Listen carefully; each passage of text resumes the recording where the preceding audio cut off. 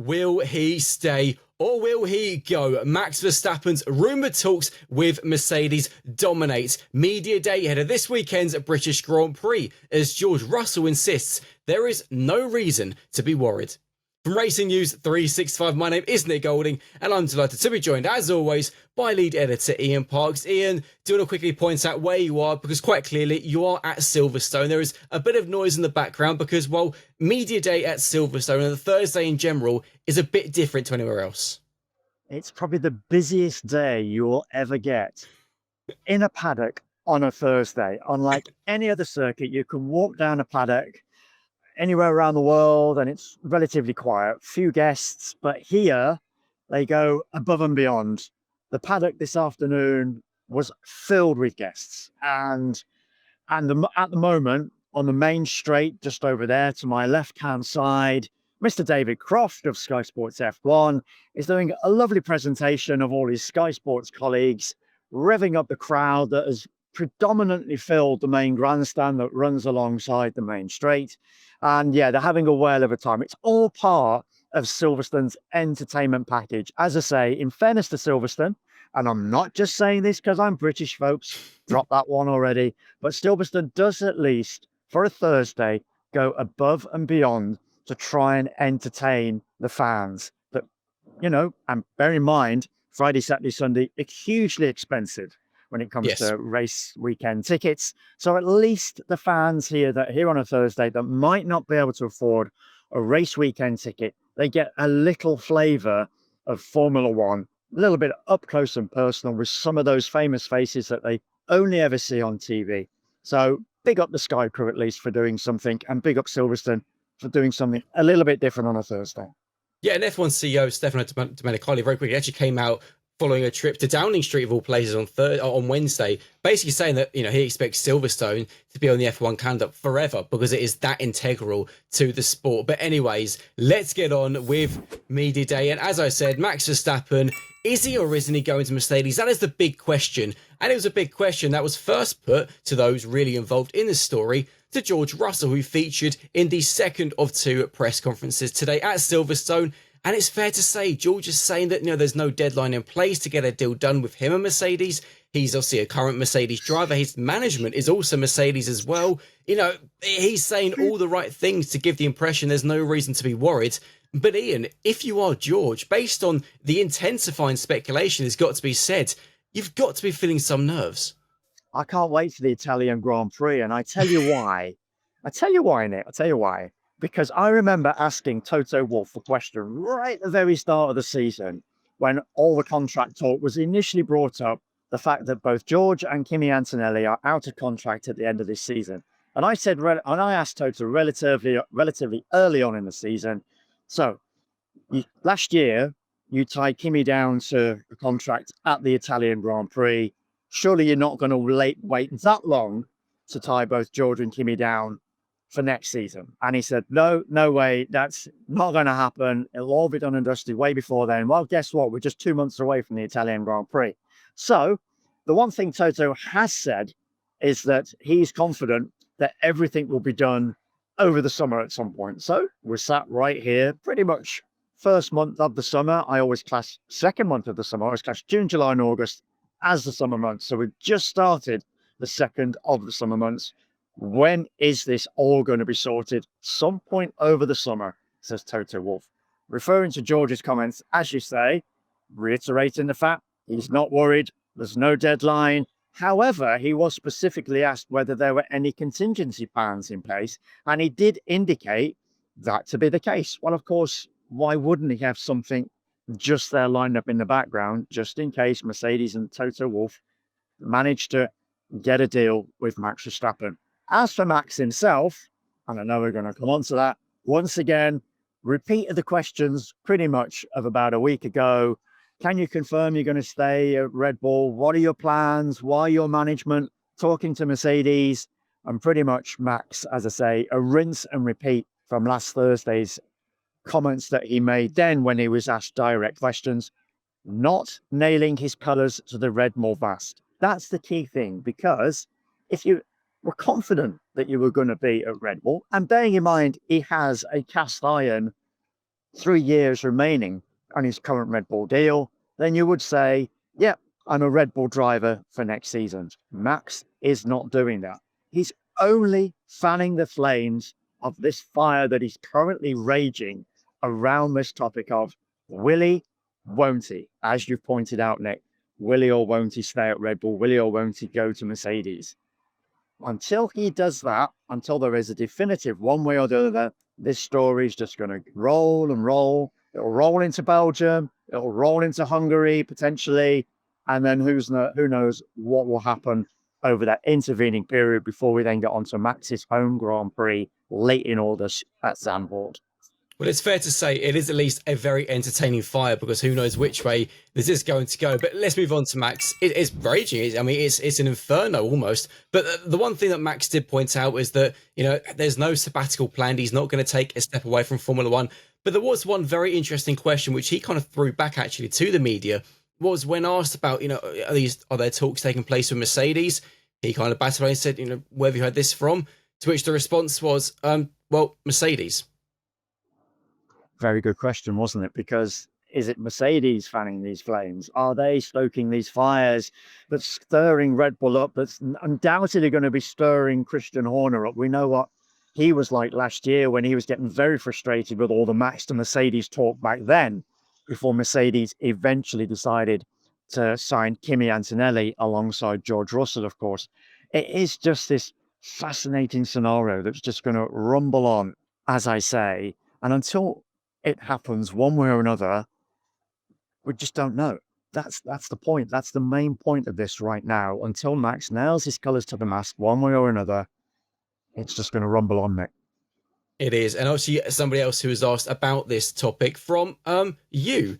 Lewis Hamilton was asking about if Max was to go to Mercedes and he was to ask for some advice, what kind of advice would you give him? And to be fair, Lewis, to his credit, came out with a pretty good response.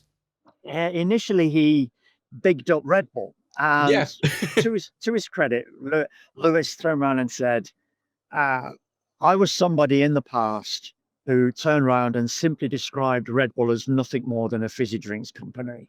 And he said, that's something now when I look back, I have long regretted, because Red Bull has proven itself to be a force in Formula One. It has won numerous Grand Prix. It has won world championships. They are a great team. But if, and I did say to Lewis, this is extremely hypothetical, when you think of the rivalry and the relationship that Max and Lewis had over the years, why would Max go to Lewis and ask him all about Mercedes? You never know. Could happen. Pigs have flown, maybe not, but never know. As I say, stranger things have happened.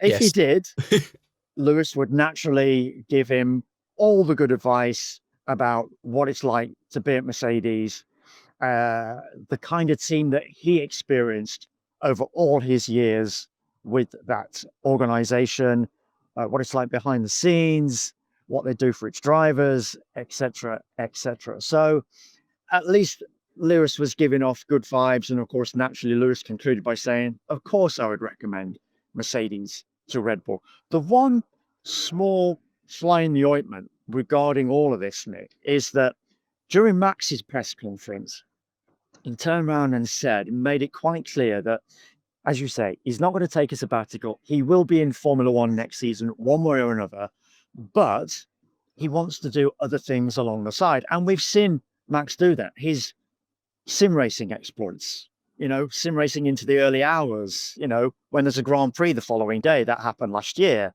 Something that Christian Horner wasn't so enamored with, but nevertheless, Max did it.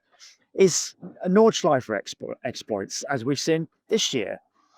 Red Bull have allowed Max to do those kind of things, those extracurricular activities, shall we say.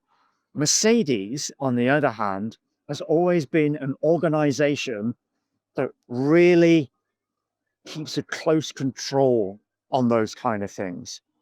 If you think, and even the simplest of things, like if you remember when Valtteri Bottas left Mercedes, what was one of the first things that he went and did? He did that amazing calendar, the nude Bottas shots of, him bearing his bum in various places. And I know you might laugh, but nevertheless, it was one of those things it's not even an on-track kind of thing that Mercedes, given the clauses in their contract, would not allow Valtteri to do. Valtteri pretty much became this different kind of character the day he left Mercedes and joined, as it was then, Alfa Romeo. And he was, it was almost like this weight had been lifted off his shoulders and he became this freer kind of character. So would Mercedes constrain Max so much that he would be unable to do these extracurricular things? But obviously in Max's case, it's all about racing, doing different exploits on the track, as I say. That might just be one of those little fly in the ointments that might not sit very well with Max when it comes to those eventual contract talks, because as we know, they've not really taken place yet. It's all been about sounding out what might be somewhere down the line should Max seriously consider Mercedes as an option for his future. Well, it's an interesting point to throw to our fans. So for those who are watching this video, let us know your thoughts in the comments below. If Max were to join Mercedes, do you think they would let him do essentially what Red Bull allow him to currently do in terms of the sim racing, the track days, and the likes of the Nordschleife? Let us know what you think. A very interesting point. Let's move on, Ian, to focusing more on... Just to add that, just one add there, isn't it? Just what fans think, just the real hardcore Max Verstappen fans think. Would they be happy about seeing Max go to Red Bull? I mean, it's a similar kind of thing when you think of the history that Max has got with Red Bull. It's on a par with Lewis leaving Mercedes to go Ferrari. Yeah, exactly. Are you still that much of a fan that you would follow your man no matter what? So I'm interested just to see what the fans would think about that. So please, folks, just let us know your comments. Absolutely. Right, let's move on to the British Grand Prix, more the on-track action, because it's Silverstone. We know the weather can do absolutely anything. Depending on which site you look, it says something different. Some say sunshine, some say rain, some say a bit of both. For Lewis Hamilton, he's basically, in his words, praying and hoping for a miracle. So Nick and I have got two different things going on here, folks. I've got the official Met Office forecast on my phone. Yeah, the Met Office is the national provider for the United Kingdom. Now, my Met Office forecast says it's going to be a dry weekend across the entire weekend. There's not a drop of rain in sight. There's going to be some grey cloud like you can see behind me. No rain. Nick, tell fans what you're seeing, seeing. I have seen heavy rain on Saturday and Sunday, and in my defense, couldn't get more of a contrast. In my defense, F1 as well posted their weather graphic for the weekend today, and they've also said rain on Saturday and Sunday. However, we know that the graphics can say one thing, but quite easily the complete opposite can happen. Have you got something to add? I was going to say, so just to let people know, the FIA, its weather provider is Météo France. Now, as I say, that's Météo France. So I know when I've gone overseas and I've used the Met Office to look at an overseas destination, more often than not, the Met Office is not quite up to speed. However, the Met Office, being the UK national provider, you would expect, and 9 times out of 10, the Met Office is right. So I'm going to go Met Office, and we're going to have a dry weekend. Let's see who's right, Met Office or Météo France. That's going to be a fascinating one. Right, I think the fans are probably bored of us now speaking about different weather places for 2 minutes. So very quickly, Ian. But it's pertinent. It's really pertinent at Silverstone. It is. Because we know what it can be like here, yeah. But very quickly, Lewis Hamilton, he needs a miracle this weekend, doesn't he, to get anything, and he's right, isn't he? Hoping, praying. Yes, he's got that new floor on the Ferrari that we saw last week in Austria that really worked well to a certain extent in qualifying, managed to get Charles and Lewis 2nd and 4th on the grid respectively. However, race pace, certainly when it comes to going up against the McLarens, as we saw, Ferrari was still found wanting. Now, this is a real racer's track. It's one that Lewis loves. We've seen great results here in the past. Just look at what he did in the Mercedes last year when he wasn't expected to win. This circuit brings something out of Lewis that no other circuit does. So I'm definitely not going to rule him out of a podium finish. As I remember right, Nick, in our F1 podcast on Monday, I predicted Lewis to finish 3rd in the Grand Prix on Sunday. Yeah. So I'm sure, yes, Lewis is hoping and praying, and naturally, yes, a little bit of inclement weather might just come to his aid. Yeah, and I predicted he would win, so I think I need a downpour for that to happen. Let's go on to the McLaren boys, who do Indeed. enter this weekend as the favourites. However, they've kind of pointed out that the cooler conditions, the very different track style to Austria, it's not going to be as cut and dry as Austria was. It could be a bit closer, but nevertheless, both drivers, Lando and Oscar, supremely confident at the moment. Why not? Again, this is a circuit that should really lend itself to McLaren, and I would be surprised to see anything other than a McLaren 1-2 on the grid and a McLaren 1-2 in the race on Sunday, barring any untoward circumstances, shall we say, a retirement or anything along those lines. But yes, this should really play to McLaren's strengths, that car's strengths. We've seen just how strong it is. In particular, as I talked about Christian Horner's comments in the Austrian Grand Prix post race, when he referred specifically to just how close Oscar was able to follow behind Lando, and there was just no tyre degradation whatsoever. That is really unusual for a Formula One car, because ordinarily, if you follow for a considerable period of time, your tyres will eventually start to wear, drop off. Not like that on the McLaren at all. So yes, this should really suit McLaren. Sorry, all Red Bull, Mercedes, and Ferrari fans, but it's looking like it's going to be a dominant McLaren weekend. Well, only time will tell if we do get that this weekend. And of course, we have first and second practice on Friday. So be sure to join Ian and I post Friday, post FP1 and post FP2 so we can discuss everything that went down on the opening day. If you have enjoyed this video, please do smash the like button, subscribe to the channel, and Ian and I will see you on Friday. See you later. As always, folks, take care and thank you for watching.